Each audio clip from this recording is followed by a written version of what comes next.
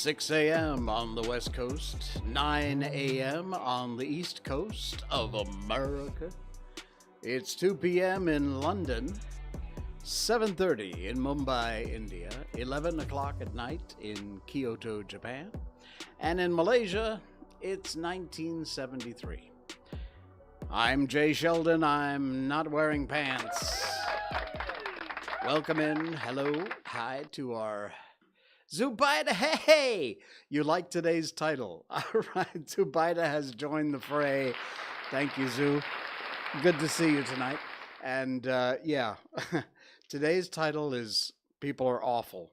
And honestly, in some cases, they are. And I have a great story coming up, our first story tonight, once we get through our usual opening, which will convince you that some people, are just freaking awful.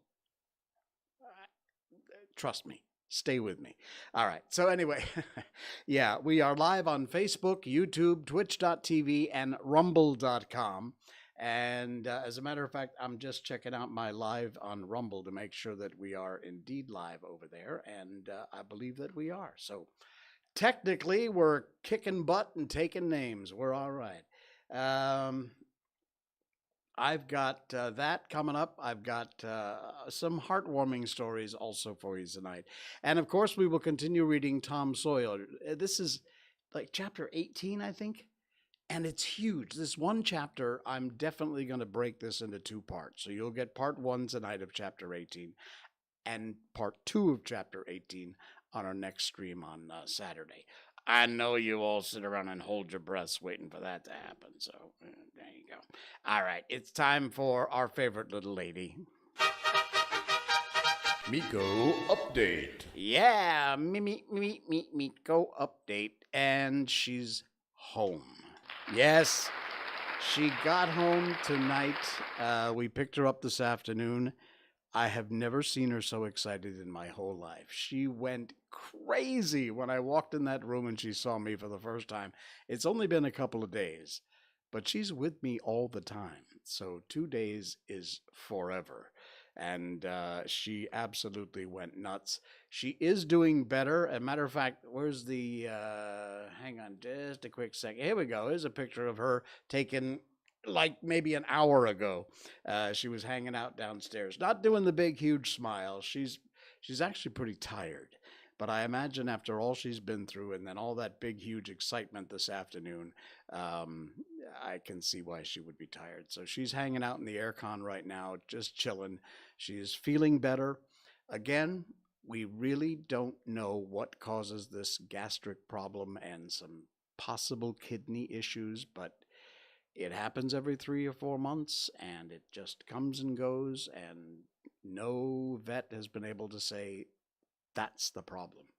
So sadly, we just kind of live with it. It's a pain in the ass, but it is what it is. The good news is she's back. She is relatively healthy. She eats a little bit, but a little bit's more than she's been eating for the past week. So that's good news. Indeed, good news. So thank you for everyone, by the way, who made the comments and all the great stuff that I saw on my Facebook posts, and I really, really appreciate that. It's truly nice to know that you care. And while we're on the subject, I have to share this with you. This is amazing. You remember we had Yiching Ma on about the drive from the Malaysia Shiba Inu Club? Well, we we did it. In fact, we more than did it. That is the final total of the money raised through the Malaysia Shiba Inu Club, and that is absolutely fantastic, unbelievable. 6,174 ringgit. That is amazing. And in fact, as you know, that was going to the Lucky Dog home to pay medical bills, and the Shiba Inu Club received a message, and it's I've gotten permission to share this, so I just wanted to do that. We can do so much more because of you, dear members of the Malaysia Shiba Inu Club. Now, this is not a pat on the back, aren't we wonderful? But really, I wanted to let you know how much whatever you donated in whatever amount really, really helps. Thank you for raising the whopping amount of 6,174 ringgit by way of Shiba Inu Chinese New Year charity event. By virtue of your interest, generosity, and committed support, the shelter will be able to help more forepaws. The full amount will be channeled to Veterinary Clinic Mayo to pay the mounting medical bills and continuing veterinary care for the dogs in our care. We're so filled with gratitude and appreciative of everyone who touches and enriches the lives of Lucky Dog's home, Broga's furry residents, and we wish you and your family the same goodwill that you so generously bestow upon us. We could not have done it without you in this tough economy. So, congratulations and thank you to everyone who contributed. Truly went above and beyond, and a remarkable over $6,000 you guys managed to come up with. That is just fantastic, unbelievable. Congratulations, really, and a hearty hi-ho to you guys. Wow, we did it. Nice job. All right, so we go from the sublime to the ridiculous, and it's one. Have you ever had? Have you ever had neighbors that are just so annoying, but you know they're your neighbors? I forget who said it. It might have been Ben Franklin. I don't know, but the saying goes, "Good fences make good neighbors," and boy, ain't that the truth. We have a few stories tonight from World of Buzz. We love the folks over at World of Buzz. And all the stuff we talk about, all these articles are in our show notes. The show notes is the description and below our live feed here, or the video if you're watching it later on Rumble, or our podcast in the description. You will see all these links, including this first one, which, you know, you have to wonder just how awful people's hearts are, how Grinch-like some people can be, and how lack of understanding some people have. Take a look at this from World of Buzz. Again, you can read the whole article. I'm not going to read everything here. But a Malaysian family with an autistic child has been forced to move after their neighbors complained to their landlord. Yeah. Having to take care of children and adults with special needs is no easy feat, says the article. It's even worse when the people around you not considerate or understanding enough. A Malaysian family living in Shah Alam recently shared how their tenancy agreement with their current home is not going to be renewed after their neighbors complained to the landlord about their autistic son. Two of our two left and right neighbors, we know what you did, we know what kind of people you are, but no worries, your wish has come true. You've succeeded, this is from the parents, you've succeeded in getting the landlord to not renew the tenancy. We'll be moving out at the end of this month. Your wish has come true. My son will not be a nuisance to you anymore. Apologies for all the inconvenience caused. May you have a peaceful and good life after this. You see, even in the face of these moron neighbors, this family still had the goodness in their heart to say, have a peaceful life. The family, which creates content known as Adam's Autism Family, said their neighbors' wishes had come true. They've succeeded to make sure their tenancy agreement wasn't renewed. The lack of empathy, compassion, and the inability to accept and understand autism led to this. The reason behind the non-renewal is that the owner of the property had been plagued by complaints from the neighbors on both sides. And the family has clarified that Adam, the child who's on the spectrum, is not even noisy every day, and even if he was, it's not the whole day. And initially the family had planned to move out in a couple of years as their new house was ready, but this has thrown a bit of a wrench into those plans. The family has accepted their fate. They apologized, although frankly you had no need to apologize at all, but good on you, I suppose, for having your hearts in the right place, even if your neighbors weren't. Wish their neighbors well. The reason I'm posting this is so families with similar conditions will know that not everyone can accept an autistic person like our son. We need to work harder and continue to advocate about autism awareness, acceptance, and understanding. It's about having empathy and compassion towards others, which clearly these idiot neighbors on both sides of this remarkable family do not have. And frankly, you ought to be ashamed of yourself. It's unbelievable. You want more details, please do read the whole article. It's from World of Buzz, and you'll find the link in our show notes tonight. But ridiculously sad story. And Malaysians are also up in arms about something else going on in the news. We love our football stars in this country. Even if they suck, we still love them. But Malaysians are not pleased that imported football players will be receiving citizenships. Isn't that nice? I come from a special angle on this story. This year, 2022, I will be celebrating my 20th year in Malaysia, hopefully contributing to society. I know contributing to the tax rolls quite heartily. But recently it was announced that the Sri Pahang Football Club has registered two imported players, Lee Tuck from England and Sergio Aguero from Argentina, to be naturalized players in order to strengthen their teams for the upcoming Malaysian League, Malaysian League, M League. Based on a report by Barita Harian, the registration process will enable the two players to be listed as local players because they'll just be given citizenship. So far, process is running smoothly. We hope everything is done according to plan. However, it seems it's really easy to get Malaysian citizenship. No, it's not. A lot of netizens out there are a little pissed off, to say the least. One wrote, "My father's been here since 1979, only has a red IC." Even the All-Woman Society pitched in with their 2 cents. "You don't need to be a genius to see how this is whack. Malaysian mothers have to fight for citizenship for their kids, with minimal to no success and resistance from our own government," they write. "But football players, no problem. Are our mothers not as worthy?"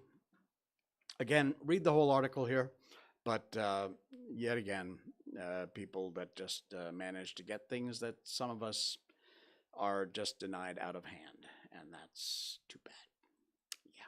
All right, well, it's not all bad news. I couldn't do a whole show and talk about nothing but bad news. So I, of course, it's Jay. Come on. I had to include some heartwarming stories. And this one, again, World of Buzz. Thank you guys so much. We love your work over there. Please do check out World of Buzz and check out the links there in our show notes down below tonight. On both the video and the podcast, you'll find it. Great story here coming up. Toy vendor in Penang has accepted his father's barter trade of durians to buy toys for his kids.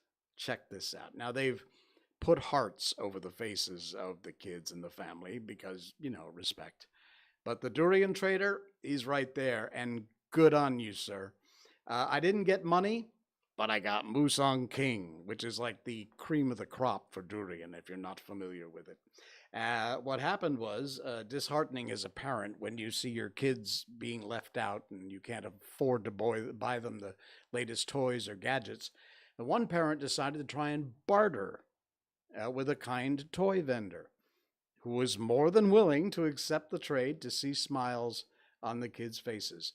The vendor shared via the Penang Kinney Facebook page how he was approached by a father and his kids to look at drones despite being unable to afford them. Just toy drones. You'll see them here in the picture. And the father, who is a durian vendor, by the way, if you don't know, if you're listening, because I know we've got listeners around the planet, durian is called the king of fruits. It's this giant, horny, spiked, thorned, whatever, horny was probably not the right word, but you know what I mean, fruit that has this fleshy, kind of pudding textured fruit inside.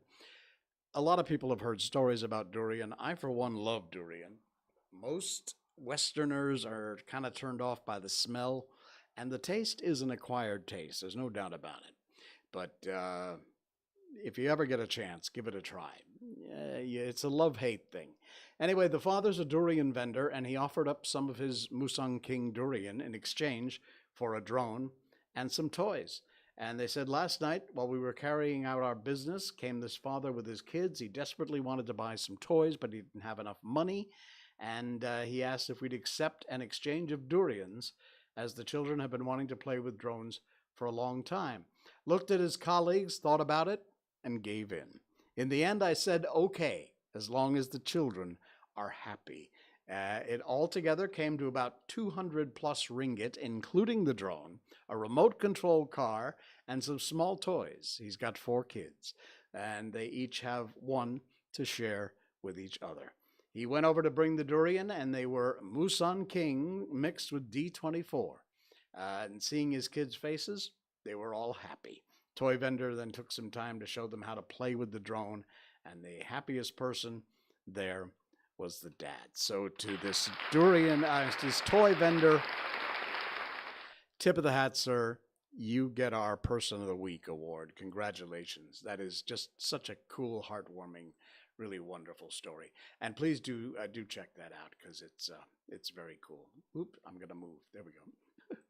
All right, great story. And again, read the whole thing. It's in World of Buzz in the link in our show notes tonight. It's fantastic.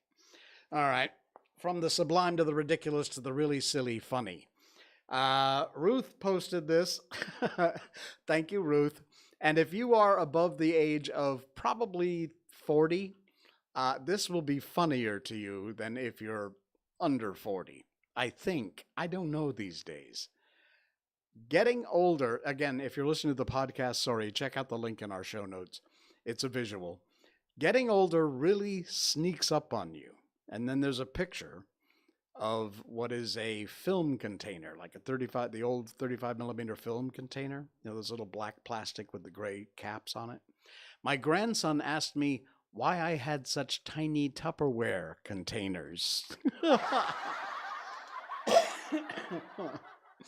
Okay, if you don't know, back in my day, not that I ever did this, folks, okay? Not that I ever did this.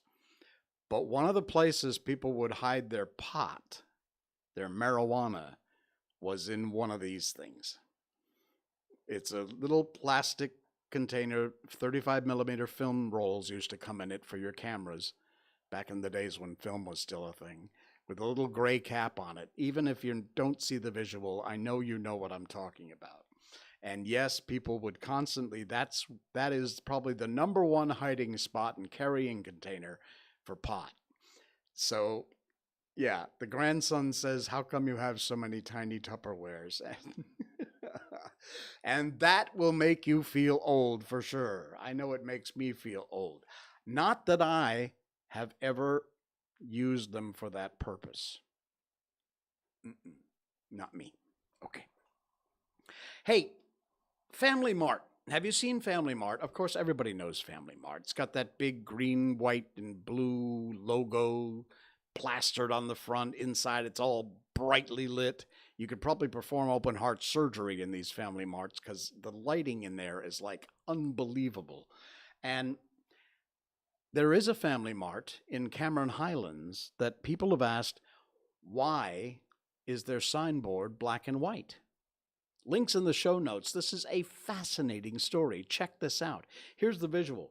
That is not, let me just get my mouse back here. Here we go. That's what a normal Family Mart sign outside looks like. And you see what I'm talking about? Look how bright it is in there. This is not a black and white photo. This is an actual color photo. There, you'll see inside the store. But the sign outside is black and white. And there is a purpose for that. There's a reason. I had no idea. Family Mart's become one of our favorite Japanese convenience stores ever since it first opened in Bukit Bintang back in 2016. Wow, it's been around a long time, way pre-lockdown. Everything was still 24 hours. It was a go-to store for late-night cravings. And you can recognize it from its bright interior and its very well-lit bright green and blue sign. But there's an outlet that's recently gone viral for being colorless. Right there, you can see the picture, and it is a black and white, same logo, same everything, except it's black and white. The seemingly edited picture had piqued everybody's interest on Twitter, and she captioned it, "Black and White Family Mart Signboard." Found on No Ink Family Mart. For those who would like to pay a visit, by the way, it's in Cameron Centrum in Pahang. But the black and white signboard, there's a reason behind it. They revealed the phenomenon is not something foreign in the country of the rising sun. In Japan, black and white Family Mart signboards are found in places that promote nature. How cool is that? So, yeah, the signboard is to show the company's modesty and appreciation towards Mother Nature, along with trying to avoid overshadowing the beauty of the surrounding greens. So these Family Marts that are in natural nature locations, in order not to be this big glaring blue and green giant signboard, they monochrome it. They make it black and white.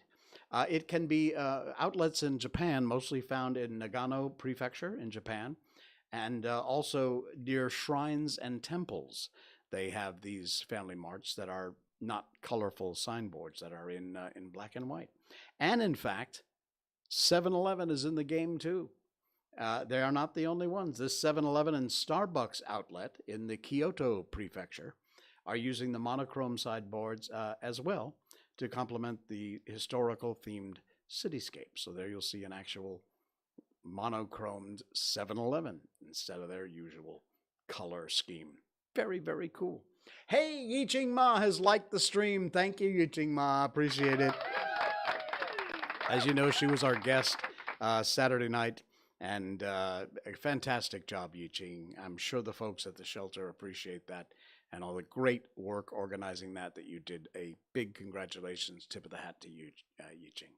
Fantastic. So yeah, cool story about Family Mart, and I did not know that. Now, see, you learn something if you watch this show, right? Kind of, a little bit, or if you listen to the podcast. All right, we got one more, and then we're going to move on to Tom Sawyer tonight. Big chapter, I think it's 18 or 19. Anyway, we'll find that out in a minute. But check this out. It's a small little story, but I really had to share it because it warmed my heart. This was a, Yiching says, yep, learned a lot. They are learning experiences, aren't they? This was an experiment from a kindergarten class. Check this out. This is so cool. If I click this, okay, now I've got my mouse back. So we got to, again, it's a visual thing. If you're listening to the podcast, check out the link. It's in our show notes. But this is a sidewalk, just an ordinary sidewalk with a big long crack running down it. And what happened was that the teacher gave the students, the kindergarten students, a bunch of seeds and encouraged them to go out and plant them in the cracks in the sidewalk to see what would happen. Well, this is what happened. How cool is that? Look at that. All the way down as far as the eye can see, all the way down, these flowers have popped up in the sidewalk where these kindergarten students planted them. That is so cool. And what a great learning experience for the kids too, huh? Show how anywhere, really, these flowers will take hold and grow. I love pictures like that. As you know, I do bonsai as a hobby. I've been doing it since I was like 15 years old, so, 1,000 years. But I will often see pictures of trees in nature that have struggled to survive and sent out roots and reached in different weird places and hung on to craggy cliffs and things. Because when we in the art of bonsai, the idea is to recreate in a pot what you would see in nature. In fact, John Naga, one of the more, if not the most famous bonsai artists, he had a very famous saying, which was, "Don't try and make your tree look like a bonsai. Try and make your bonsai look like a tree." And that's what the art of bonsai is all about. Anyway, so we often will find these pictures in our bonsai groups and things of trees in nature that are very inspirational, and some of the ways that plants manage to survive no matter what. And that's a great example of it right there, where these kindergartners stuck some flower seeds in the crack in the sidewalk, and the next thing you know, boom, flower garden. That's a great story. I love that. Check out the picture if you're listening on the podcast or whatever. It is in our show notes tonight. That's the description down below. All right, very cool. And let's see. I think that's going to about do it. Oh. Important. Ning, ning, ning, ning, ning. Hold on, bell. There you go. Okay. Programming note.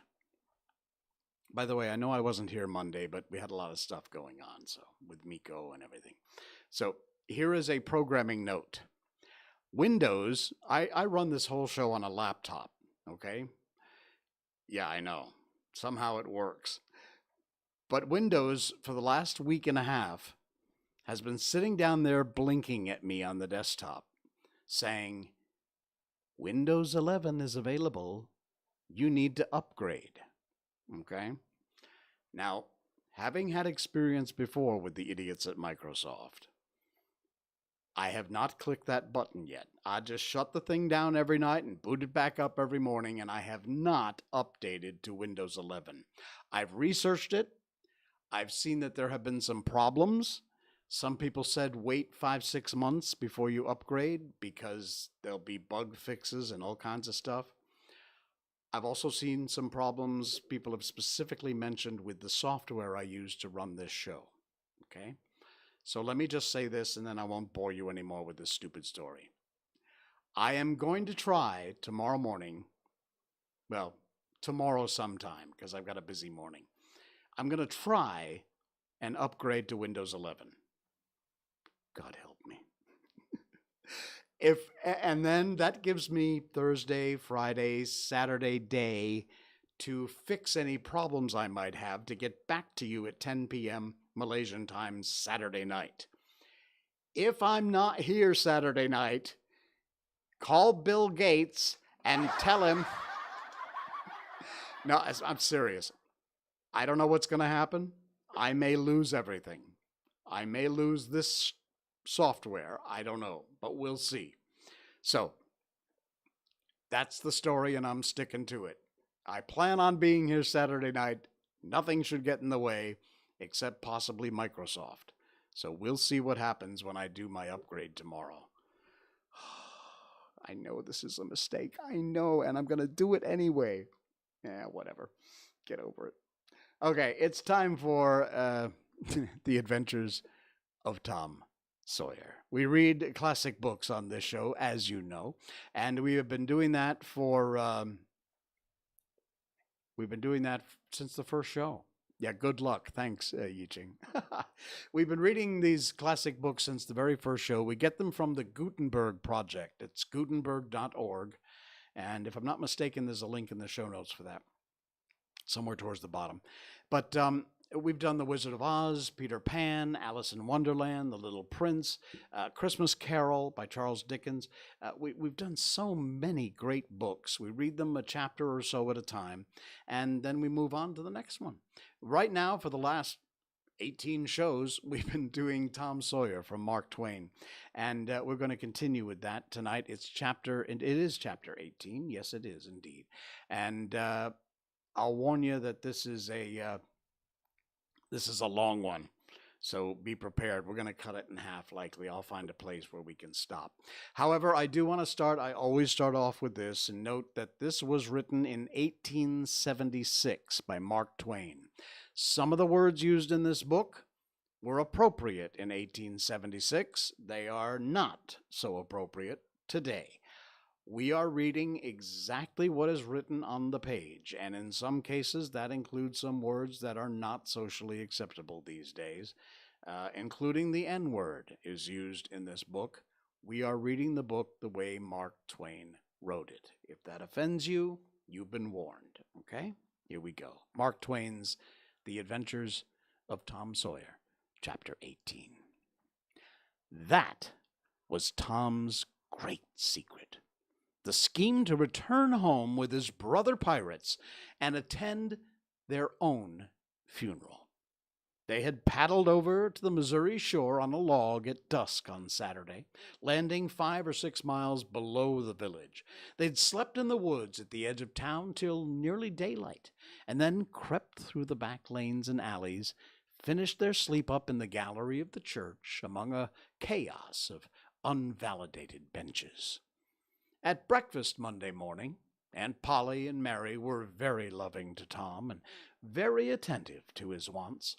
There was an unusual amount of talk. In the course of it, Aunt Polly said, "Well, I don't say it wasn't a fine joke. Tom, to keep everybody suffering most of the week, you boys got a good time. But it's a pity you could be so hard-hearted as to let me suffer so. If you could come over on a log to go for your funeral, you could have come over and given me a hint some way you weren't dead, but only run off." Yes, you could have done that, Tom," said Mary, "and I believe you would have if you'd thought of it." "Would you, Tom?" said Aunt Polly, her face lighting wistfully. "Say now, would you if you'd thought of it?" Well, I don't know. 'Twould be spoiled everything. Tom, I hope you'd loved me that much, said Aunt Polly with a grieved tone that discomforted the boy. It would have been something if you'd cared enough to think of it, even if you didn't do it. Now, Auntie, that ain't any harm, pleaded Mary. It's only Tom's giddy way. He's always in such a rush, he never thinks of anything. More's the pity, Sid would have thought, and Sid would have come and done it too. Tom, you'll look back some day, and when it's too late, wish you'd cared a little more for me when it would have cost you so little. Now, Auntie, you know I care for you, said Tom. I'd know it better if you'd acted more like it. I wish now I'd thought, said Tom with a repentant tone. But I dreamt about you anyway. That's something, ain't it? Well, it ain't much. A cat does that much, but it's better than nothing. What did you dream? Why, Wednesday night I dreamt that you was sitting over there by the bed, and Sid was sitting by the wood box, and Mary next to him. Well, so we did. So we always do. I'm glad your dreams could take even that much trouble about us. And I dreamt that Joe Harper's mother was here. Why, she was here. Did you dream any more? Oh, lots, but it's so dim now. We'll try and recollect, can't you? Somehow it seems to me that the wind blowed the... Try harder, Tom. The wind did blow something. Come. Tom pressed his fingers on his forehead an anxious minute and then said, I've got it now. I got it. It blowed the candle.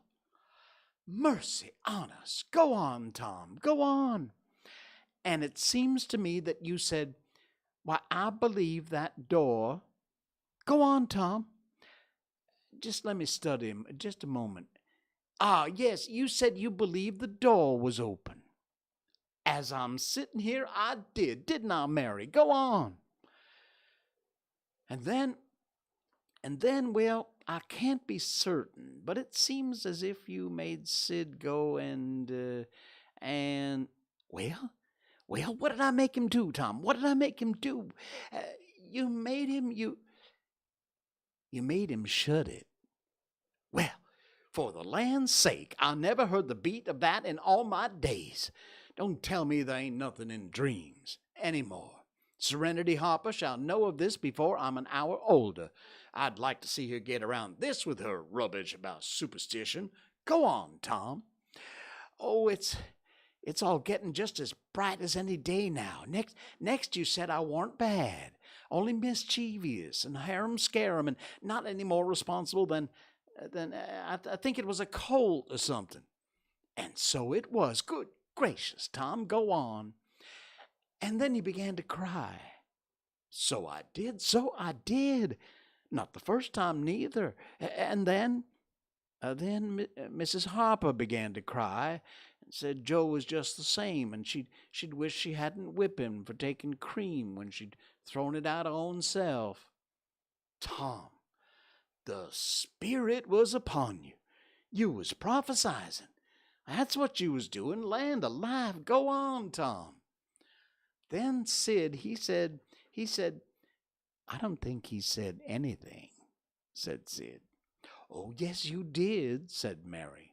Shut your heads and let Tom go on. What did he say, Tom? I think he said he hoped I was better off where I'd gone to. But I'd been better sometimes. There, did you hear that? It was his very words. And you shut 'em up sharp. I did.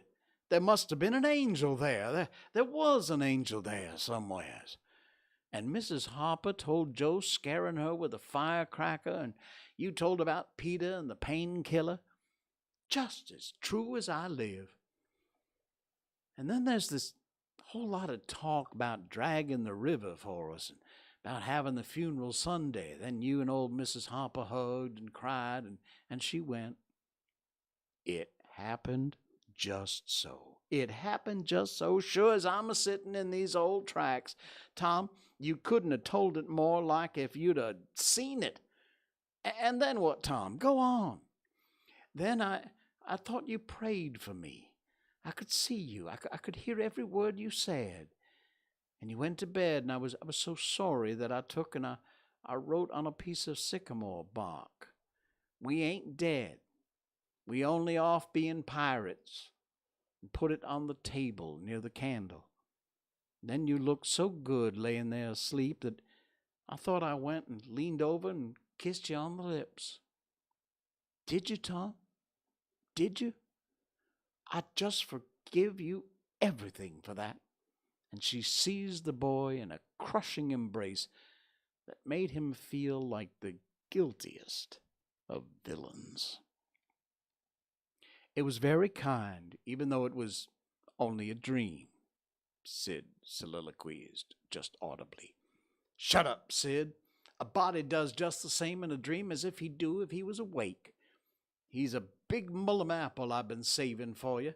Tom, if you ever found again, now go along to school. I'm thankful to the good God and Father of us all I got you back.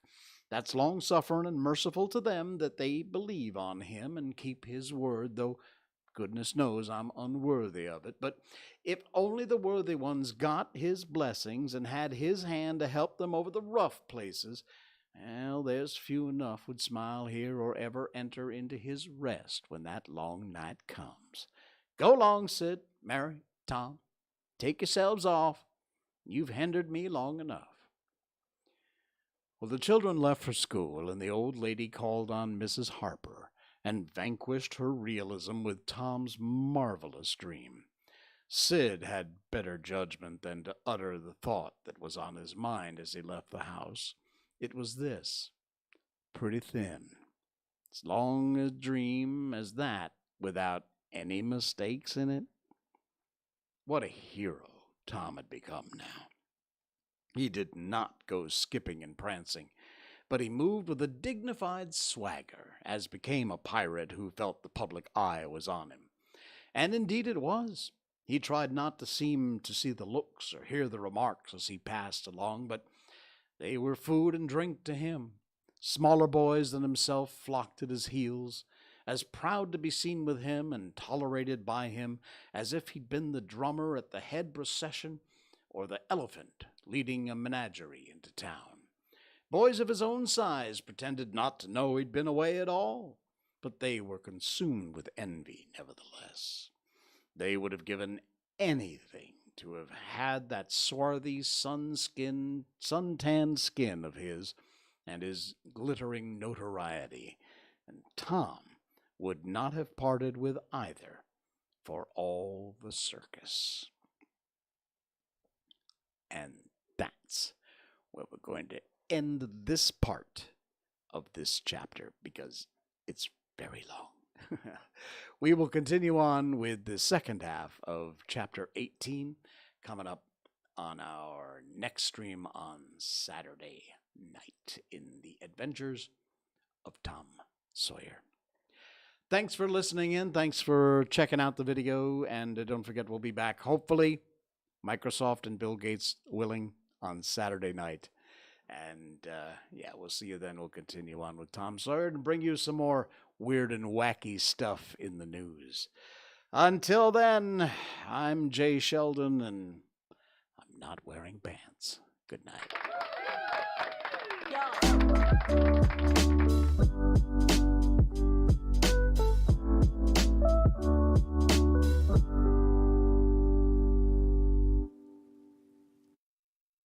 Snort.